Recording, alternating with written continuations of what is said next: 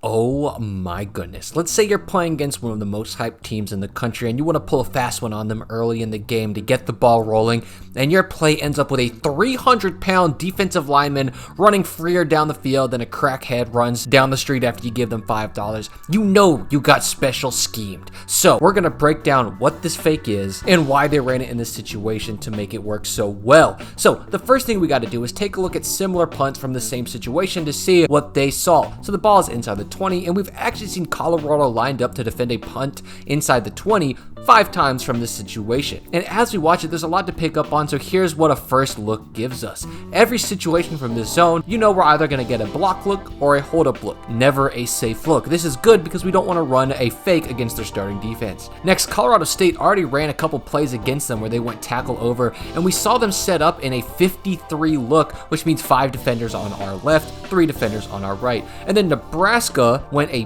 base look open against them, and we saw that they also lined up in a 43 look, but they had a linebacker over top, so effectively a 53. And as we look through these hold up looks, we can see how they react, and there's a backer who's going to mirror the punter. But the interesting thing we'll pick up is that this guy covering our left tackle, no matter what that tackle does, he's going to try to stay with him. So with nobody keying our shield, we can have a very good tactical advantage by aggressively crashing down with our line. And when we do that, our left tackle is going to take out 2 people, both the guy inside of him and this guy who's over top of him trying to cover him, because he's going to flip over the top to try to stay with him for when he breaks off the line. So now we have a 5-man side, but it's a 5-man side I think we can take advantage of. So let's scheme it up. First, our guard and tackle are going to wash down the interior blockers and set the edge, and like I said, that guy should be scraping over top to try to stay with him, giving us an advantageous situation. For the guy coming off the left edge, easy, no-brainer, we're going to kick him out, and we should feel very good about that since we're having a 315-pound lineman take on their 205-pound safety. After that, it should be an even better 1v1 as we have a 6'3",